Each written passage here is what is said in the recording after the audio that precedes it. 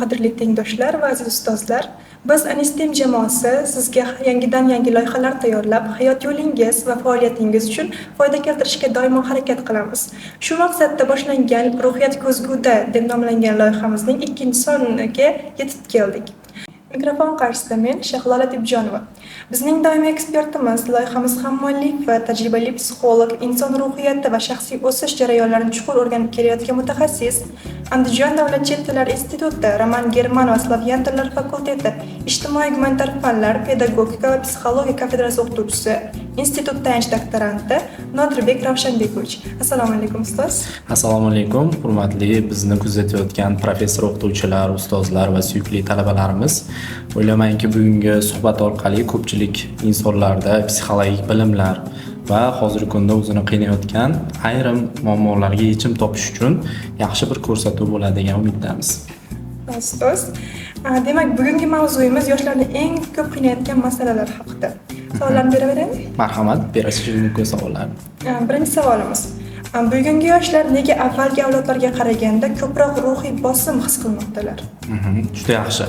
Xo'p, bu savolni o'zi tub mohiyatiga e'tibor qaratadigan bo'lsak, buni juda ham sabablari ko'p. Chunki avvalgi avlodlarning hayot tarzini biz kuzatadigan bo'lsak, o'rganib chiqadigan bo'lsak, ularda ko'proq hayot tarzi oddiyroq bo'lgan. Hamma narsa o'z vaqtida bo'lgan, ortiqcha bosim bo'lmagan.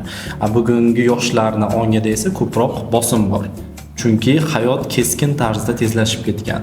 Ularga bosim, ulardan talabchanlik, ulardan tez natijaga erishishlik talab qilinmoqda. Mana shu narsalar hozirgi zamonning talabi. Shuning uchun ko'pchilik yoshlarimiz bu holatlarni juda kuchli bosim sifatida emas, balki yashab o'tilishi kerak bo'lgan jarayon sifatida qabul qilish kerak.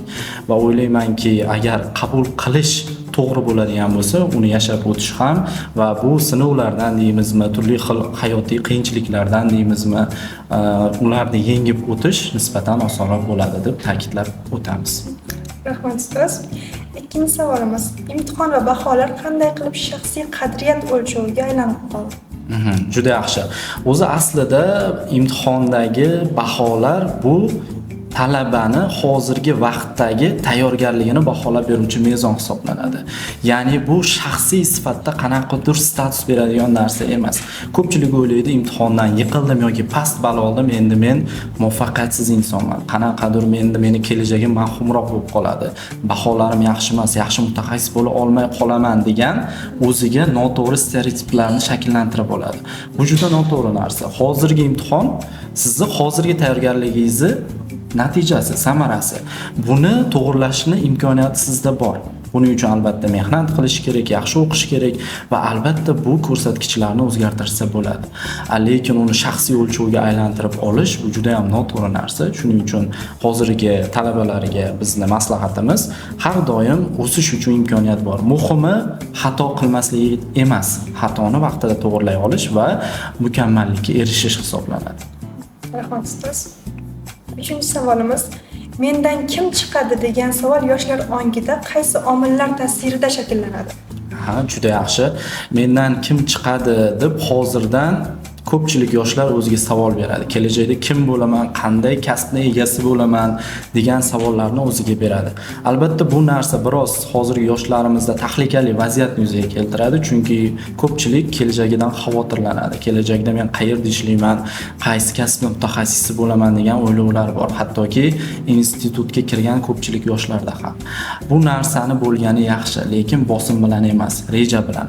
Har bir kuningiz o'tyaptimi, unda qandaydir siz yutuqlarga erishyapsiz. Institutga kelib bir para dars davomida nimadir o'rgandingizmi, bu siz yutug'ingiz.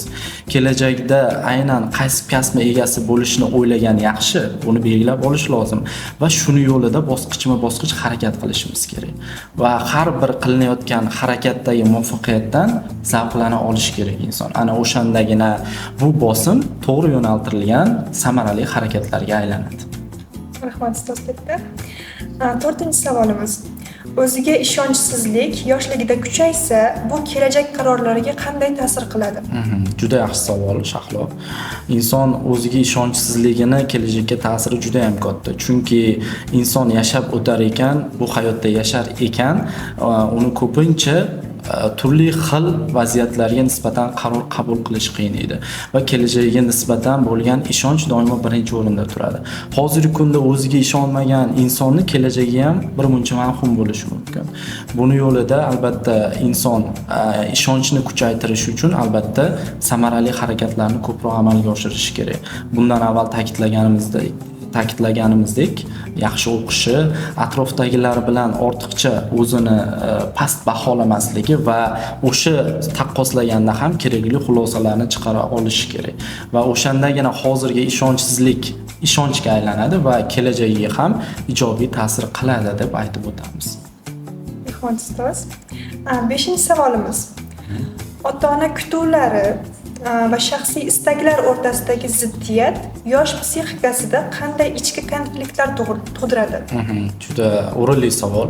Hozirgi kunda ko'pchilik yoshlarimiz, deylik, ota-onani istagi bilangina biror bir yo'ldan boradi. Deylik, ota-ona tanlagan institutga hujjatlarini topshiradi yoki ota-ona tanlagan kasbga yo'naltiriladi. Aslida ziddiyatlar yoki konfliktlar mana shuni asosida kelib chiqadi. Agar ota-ona va farzand o'rtasida muloqot, muomala to'g'ri o'rnatilsa, bu kabi konfliktlar o'z-o'zidan yo'qoladi. Nimaga? Chunki farzandning qiziqishlari va ota-onalarning yo'naltiruvi bu o'zaro bir-biriga yaqin holatda kelajakni belgilovchi omil sifatida deylik qabul qilinadi va bu o'rinda albatta har doim kimnidir xursand qilish uchun emas, albatta bu yerda birinchi o'rinda ota-ona roziligi turadi, lekin ularning roziligini o'zingizdan kechib amalga oshirish shart emas. O'zingizni qiziqishlaringizdan, o'zligingizdan kechib emas. Ular ham inson, ularning farzandisiz. O'zingizni qiziqishlaringizni, o'zingizni xohishlaringizni va iqtidoringizni ularga agar to'g'ri tushuntirib bera olsangiz, o'ylaymanki hech qaysi ota-ona sizga qarshi chiqmaydi. Albatta ular sizni kelajagingizni o'ylaydi, ular sizni o'sishingizni xohlaydi. Shuning uchun ham birinchi o'rinda ular bilan to'g'ri munosabat o'rnata olish va o'zingizni deylik istaklaringizni, qobiliyatingizni, his-tuyg'ularingizni ularga to'g'ri ko'rsatib bera olish mana shunday ziddiyatlar, konfliktlarni oldini olgan bo'ladi. Kasb tanlashda xato qilishdan qo'rqish nega yoshlarni harakatsiz holatga olib keladi? Juda yaxshi. Kasb tanlashdan qo'rqish, bundan avvalgi savollarda ham shunga o'xshash mazmunda javob berdim. Kasb tanlash albatta mavhumlikdan kelib chiqadi qo'rqish, ya'ni inson aniq bir yo'nalishi, aniq bir kasbi bo'lmasa, kelajagi qanday yo'sinda ketishidan xavotirlanadi. Hozirgi kunda kasb tanlashda ko'proq birinchi o'rinda yoshlarimiz moddiy tarafiga ko'proq e'tibor qaratishyapti. Ya'ni daromadli kasblarga bo'lgan qiziqish hozir ortib ketgan. Lekin undagi iqtidor, undagi layoqat bu kasbga mos bo'lmasa, uni kelajagi bir muncha murakkabroq bo'lishi mumkin. O'zi xohlagandek kechmasligi mumkin. Nima uchun? Chunki insonlar agar o'zi xohlamagan kasbda ishlasa, unda bir muncha stresslar yuqoriroq bo'ladi. Unda charchoqlar, jamoadagi insonlar bilan kelisha olmaslik holatlari ko'p uchraydi. Buni natijasida daromadi qanchalik yuqori bo'lmasin, undagi siqilishlar, undagi stresslar evaziga sog'ligini yo'qotadi. Bilamizki, sog'ligini yo'qotgan insonni davolash uchun yaxshigina pul ketadi hozirgi kunda meditsinada.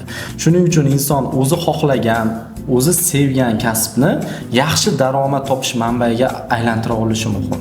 U qaysi kasbni egallamasin, hozirgi kunda daromadni oshirish faqat o'ziga bog'liq. Yo'nalish emas, balki uni harakati, uni mehnati, uni bilimi hozirgi kunda moddiy boyligini belgilab beruvchi omil hisoblanadi. Rahmat ustoz. 7-savolimiz. Ijtimoiy tarmoqlarda boshqalarning yutuqlarini ko'rish nega o'zini yetarli emasdek his qilishga olib keladi? Juda yaxshi. Hozirgi kunda juda ham bir dolzarb muammo hisoblanadi ijtimoiy tarmoqlardagi holatlar. Chunki yoshlar ijtimoiy tarmoqqa kirganda ko'radi, kimdir birdaniga boyib ketgan, kimdir mashina olgan, kimdir ota-onasiga uy sovg'a qilgan. Shunaqa holatlarni yoshlar hozir ko'p ko'ryapti.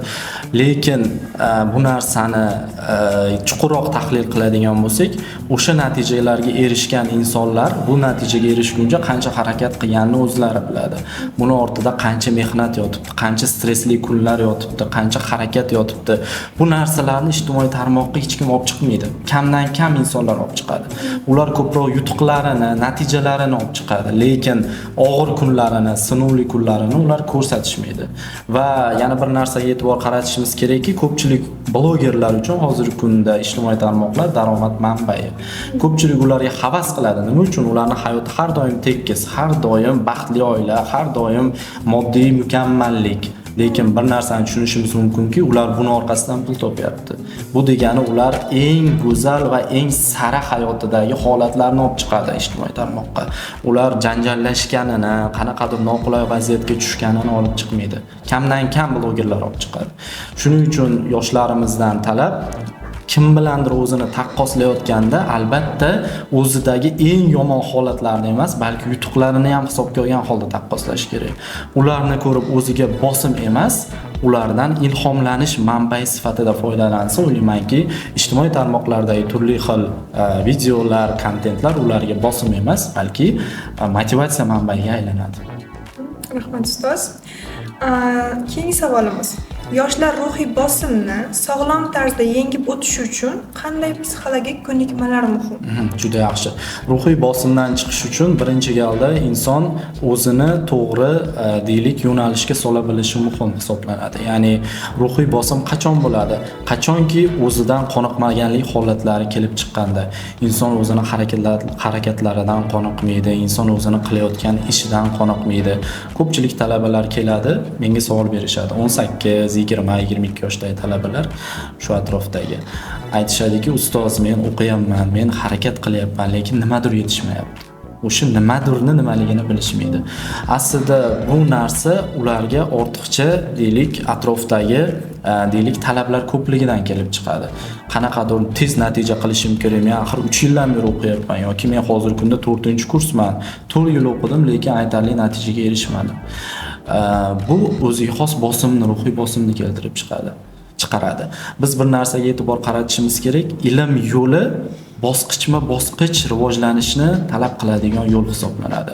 Inson birdaniga ilmiy mukammallikka erishmasligi mumkin. Bu yillarni, bu ko'plab tajribalarni talab qiladigan yo'l. Buni oxiri yo'q. Bilamiz, beshikdan to qabrgacha ilm izla degan naql bor. Shuning uchun siz o'sayotganingizni tahlil qilib bora olishingiz muhim bu jarayonda. Birinchi kursda nimalarni o'rgandingiz, ikkinchi kursda nimalarni o'rganyapsiz yoki bo'lmasam 3-4-kursda qanday yutuqlarga erishdingiz. Shularni tahlil qilgan holda keyingi jarayonlarni o'ylab olish va amalga oshirish o'z-o'zidan ruhiy bosimdan qutqaradi talabalarni.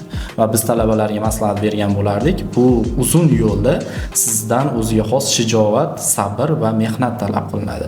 Mana shu narsalarni o'zingizda mujassamlashtira olsangiz, o'ylaymanki, kelajakda o'zingizni sohasi yetuk mutaxassisiga aylanasiz. Ustoz, va so'nggi savolimiz. Bugungi yosh avlodga psixolog sifatida eng muhim qaysi maslahatni bera olasiz? Juda yaxshi. Psixolog sifatida bugungi yoshlarga beradigan eng asosiy maslahatimiz, siz har doim nimadandir o'ylanib, o'zingizni tahlikaga tushirib, qanaqadir ruhiy bosimlarda, stresslarda yurmang. Hozirgi zamon ko'rsatadiki, natijani tezroq talab qiladigan zamon. Lekin siz bu zamonda o'zingizni vaqtingizni to'g'ri kelishini kuting. Ya'ni vaqtingiz kelishini kuting. Kimlargadir muvaffaqiyat erta keladi, kimlargadir kech keladi. Ana shu muvaffaqiyatingiz agar biroz kechroq holatga qo'yilgan bo'lsa, o'sha kun kelguncha o'zingizni sindirib qo'ymang. O'zingizga xato qilishga imkoniyat bering. Inson qachon xato qilmaydigan insonga aylanadi? Xato qilib undan to'g'ri xulosa chiqara olganida. Bu dunyoda xato qilmaydigan insonlar juda ham kam. Shuning uchun o'zingizga xato qilishga ruxsat bering va o'sha xato qilganingizda uni qaysi yo'l bilan to'g'rilashni o'ylab chiqing va shu yo'ldan boring. Va keyingi o'rinda atrofingizdagilarga qarab xulosa qilishni biling. Ya'ni insonlar bilan o'zingizni taqqoslaganda faqat yuqoridagilarga emas, buni ko'p talabalarimga ta'kidlayman, o'zingizdan pastroqdagi insonlarga ham qarab shukur qilishni ham o'rganing. Va buni natijasida o'ylaymanki, sizni ruhiy holatingiz nisbatan barqaror bo'ladi, erishayotgan muvaffaqiyatlaringizdan zavqlanasiz va bilim olib, saviyangiz asta-sekin o'sib borayotganini his qilasiz va bu sizga hozirgi kunda eng katta kuch manbai sifatida xizmat qiladi. Rahmat ustoz, fikrlaringiz uchun kattakon tashakkur. Sizga ham rahmat. Shunday qilib, Anistim jamoasining Ruhiyat ko'zguda nomli loyihasining 2-soniga yakun yasaymiz. Keyingi sonlarimizda qaysi mavzular haqida gaplashishimizni xohlasangiz, izohlarda yozib qoldirishingizni so'rab qolamiz. Rahmat ustozga. Rahmat, salomat bo'ling.